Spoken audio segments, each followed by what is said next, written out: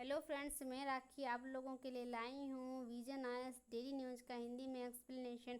आज हम देखेंगे 28 मई का न्यूज़। पहला न्यूज़ है हमारा लक्षद्वीप संकट। लक्षद्वीप क्या है फ्रेंड्स? एक संघ शासित प्रदेश है जहाँ पे क्या है कि विधानमंडल नहीं है, और वहाँ पे विधानमंडल नहीं है इसका मतलब वहाँ विधायक के माध्यम से कोई भी कानून पास नहीं होता है। प्रशासक के माध्यम से नीतियाँ लागू होती है और उन प्रशासकों का चुनाव हमारे देश के राष्ट्रपति करते हैं। ठीक है, आपको पता चल गया कि संघ शासित प्रदेश है लक्षद्वीप, वहाँ पे विधानमंडल नहीं है और वहाँ पे जो प्रशासक होते हैं उसको राष्ट्रपति चुनते हैं और उसी के द्वारा बनाया गया नीति लागू होता है।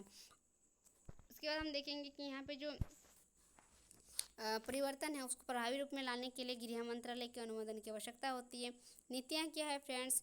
प्रारूप लक्षद्वीप विकास पदाधिकरण विनियमन, draft Lakshadweep development authority regulation 2021 और एक लक्षद्वीप विकास पदाधिकरण का निर्माण। यहाँ पे क्या है फ्रेंड्स, हम देखते हैं कि कुछ चिंताएं हैं इसमें। जैसे ये जो नीति है इसका कुछ क्या चिंता है कि इस नीति के माध्यम से जैसे ये नीति आएगी जहाँ पे अनुसूचित जनजातियाँ निवास कर छोटे छोटे स्थान हैं उसको विलय करके एक बड़ा स्थान में परिवर्तित करना है। ठीक है, तो इसके लिए क्या होगा, अगर छोटे छोटे स्थान जहाँ पे अनुसूचित जाति जनजातियाँ रहती है तो वो जो स्थान में जहाँ पे वो रहती है उनका स्थान विस्थापित हो जाएगा और उनको जीवन यापन करने में समस्याएं उत्पन्न होगी, जो कि हमारे संविधान के अनुच्छेद 21 में जीने के अधिकार को उल्लंघन करता है। देखिए, अनुच्छेद 21 हमारे देश में भारत के नागरिकों को जीने का अधिकार प्राप्त करता है, लेकिन अगर वहाँ पे क्या होगा, छोटे छोटे भूखंड जहाँ पे अनुसूचित जनजाति रहती है और उनका इलाका विस्थापित होने से उनका जीवन यापन में जो है जीने में समस्याएं उत्पन्न होगी, जो कि अनुच्छेद 21 के अनुसार जीने के अधिकार के उल्लंघन करता है। ठीक है, नेक्स्ट है क्या है फ्रेंड्स? निर्माण गतिविधियाँ। अगर निर्माण गतिविधियाँ होगी पारिस्थितिक तंत्र को खतरा उत्पन्न हो सकता है, क्योंकि निर्माण होगी तो वहाँ पे जीव जंतु जो निवास करते हैं उनको समस्याएं उत्पन्न होगी, वो विस्थापित हो जाएंगी या फिर वो समाप्त हो जाएंगे। ठीक है, तो इस प्रकार हमारे पारिस्थितिक तंत्र को बनाए रखने के लिए जीव जंतु जो है बहुत महत्वपूर्ण भूमिका निभाते हैं, उनको खतरा उत्पन्न हो जाएगा। ठीक, पंचायत विनियमन। तो यहाँ पे क्या है फ्रेंड, पंचायत विनियमन 2021 में दो से अधिक बच्चों वाले व्यक्तियों को चुनाव लड़ने का अधिकार नहीं होगा। देखिए, यहाँ पे क्या है कि पंचायत विनियमन में क्या है कि यहाँ पे जो लक्षद्वीप में ये नियम है इसके अनुसार जिसके 2 से अधिक बच्चे होंगे वो पंचायत चुनाव में प्रतिनिधि नहीं बन सकता, लड़ नहीं सकता। ठीक है, तो ये जो नियम है वो अत्यधिक जनसंख्या वाले राज्यों के लिए होता है, लेकिन जो लक्षद्वीप है यहाँ पे जनसंख्या कितनी है फ्रेंड्स, और यहाँ पे जनसंख्या का बताया गया आंकड़ा 65,000 लोग 36 में से 10 द्वीपों में रहते हैं। और यहाँ पे वृद्धि भी है, जो कि वार्षिक वृद्धि दर्शिक की वृद्धि 10 साल में जो वृद्धि होती है वो वृद्धि कितनी होनी चाहिए, 70.70% होनी चाहिए वृद्धि है। ठीक है, यहाँ 10 की वृद्धि होना चाहिए, 10 साल में जो वृद्धि होती है 70.70%, जबकि यहाँ 10 की वृद्धि कितनी है फ्रेंड्स, यहाँ पर 10 की वृद्धि बहुत कम है, 6.23%। तो इस अनुसार से क्या है कि ये लॉ यहाँ नहीं लागू होना चाहिए, जो कि ये चिंता का एक विषय है। ठीक है, असामाजिक गतिविधियों का निषेध अधिनियम, prevention of anti social activism act पासा। इसमें क्या होता है, 65 के अनुसार सरकार किसी व्यक्ति को उसका बिना प्रकटीकरण बिना उसके बारे में कुछ सूचना दिए उसको 1 साल तक हिरासत में यानी जेल में रखने की शक्ति प्रदान करती है ये लॉ। इसमें क्या है कि फ्रेंड यहाँ देखिए, यहाँ जो लक्षद्वीप है यहाँ अपराध जो है ना बहुत नगण्य बहुत कम मात्रा में होते हैं और उसके लिए लॉ है, कानून है उन अपराधों के लिए। यहाँ पे इस प्रकार के लॉ की आवश्यकता नहीं, जो कि एक चिंता का यहाँ पे विषय है। नेक्स्ट हमारा न्यूज़ है फ्रेंड्स, यहाँ पे है अरब सागर में चक्रवातों की अधिक आवृत्ति से पश्चिमी तट पर आर्थिक संकट की संभावना निर्मित होती है। देखिए, अरब सागर में क्या है कि चक्रवात अधिक आती है। ठीक है, आवृत्ति की जो चक्रवात है उसकी आवृत्ति मतलब उसका जो वेग है, ठीक है, पश्चिमी तट पर आर्थिक संकट की संभावना निर्मित करती है। ठीक, पश्चिमी तट पर। तभी हम लोग देखेंगे फ्रेंड्स क्या है, तो मौसम विभाग बताता है कि भारत मौसम विज्ञान विभाग के आंकड़ों के अनुसार दशकवार विश्लेषण ज्ञात प्राप्त होता है कि बंगाल की खाड़ी में वर्ष 1891 से 1900 के दशक में जो यहाँ पे चक्रवात आए हैं अरब सागर की तुलना में अधिक चक्रवात आए हैं।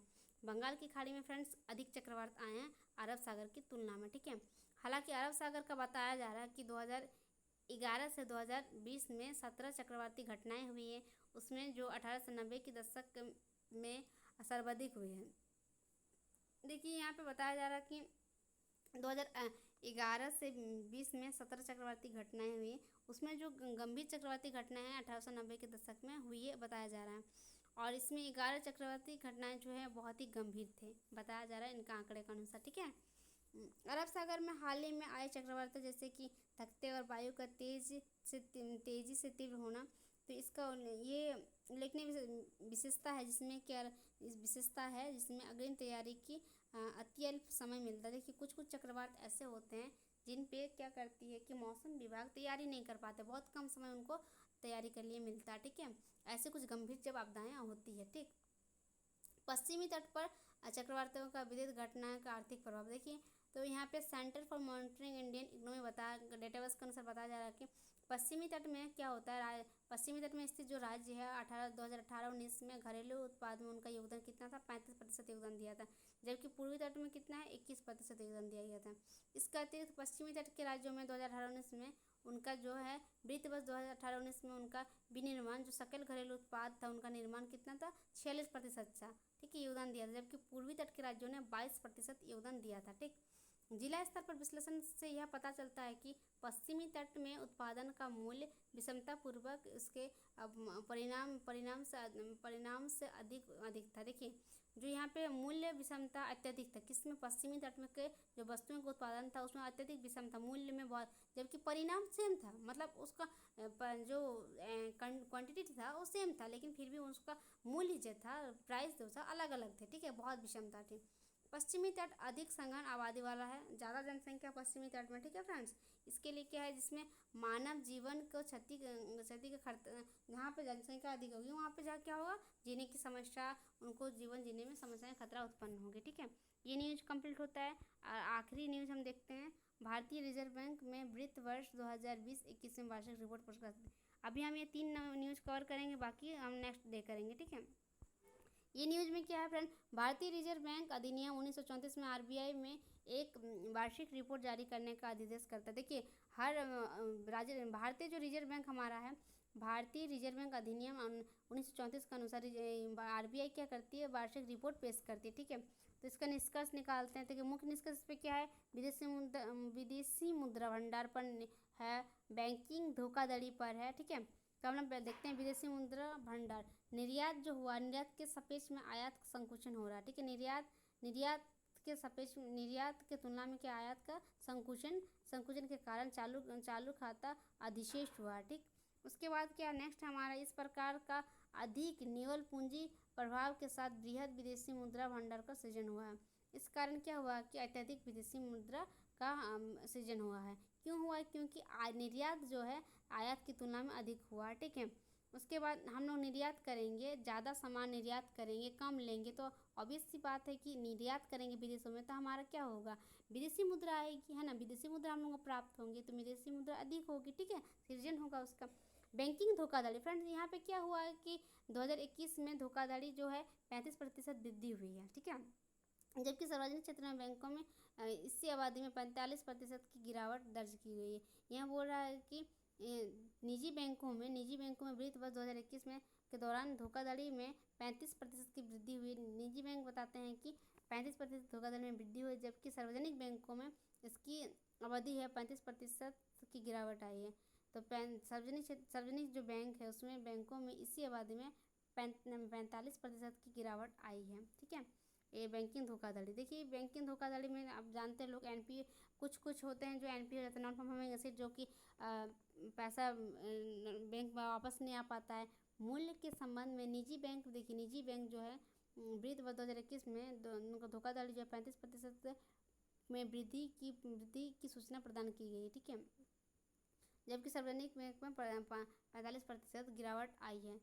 जो गवर्नमेंट का बैंक है उसमें कितनी गिरावट आई है, 45% का। उसके बाद बैंकों की संपत्ति की गुणवत्ता का सुधार, तो यहाँ पे देखिए गैर निष्पादित संपत्ति अनुपात में मैंने कहा नॉन परफॉर्मिंग एसेट यहाँ पे कितना दिया है कि दिसंबर 2020 में घटकर 6.8% रह गया। मार्च में कितना था, 2020 में मार्च में कितना था, यहाँ पे 8.2% था, जबकि घटकर 2020 में कितना हुआ है, दिसंबर तक आते साथ इसमें घट गया। ठीक है, पहले नॉन परफॉर्मिंग एसेट ज़्यादा था। ठीक है, मार्च तक ज़्यादा था, कितने थे, 8.2%, जबकि जैसे दिसंबर तक आते आते ये घट गया, 6.8% हो गया। ठीक है, यहाँ पे प्रिविजन कवरेज अनुपात, यहाँ पे जो बैंकों में लाभांश का एक हिस्सा औषधि ऋण विरोध प्रोविजन के रूप में पृथक रखा गया है। ठीक है, प्रोविजन कवरेज अनुपात।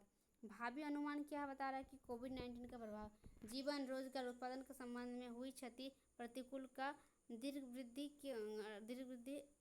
तक रह सकते हैं। देखिए कोविड-19 के प्रभाव यहाँ पे बता रहा है भावी अनुमान, जो बैंकिंग प्रणाली में जो समस्या उत्पन्न होगी कोविड-19 का प्रभाव के कारण। उसके बाद आपूर्ति मांग का असंतुलन, मांग डिमांड और मांग जो है यहाँ पे जो आपूर्ति करना, मांग के अनुसार जो उसका मांग के अनुसार मांग होता है डिमांड, उसके अनुसार जो उसका पूर्ति करना, इसमें जो समस्या उत्पन्न होगी, इसके कारण मुद्रास्फीति होगी। जिसमें दालों और खाद्य तेलों में मुद्रास्फीति दबाव बने रहने की संभावना है। अनुमान है, ये अनुमानित है कोविड-19 के प्रभाव, मांग आपूर्ति में अनबैलेंस, ये सब जो संभावनाएं हैं। इसका वित्त वर्ष 2020-21 में सकल घरेलू उत्पाद अनुमानित 8% संकुचन के संदर्भ में भारतीय इक्विटी कीमतों में रिकॉर्ड उच्च उछाल के कारण शेयर बाजारों में उफान का जोखिम उत्पन्न हो सकता है। देखिए शेयर बाजार में जो मुद्रा का जो निवेश होता है उसमें भी जोखिम उत्पन्न हो सकती है। ये कुछ अनुमानित बताया गया। आज हम यहीं पे अपना न्यूज़ समाप्त करते हैं और नेक्स्ट जो टॉपिक है, हम बचा टॉपिक इसी में 28 मई का न्यूज़ और हम लोग नेक्स्ट दिन करेंगे।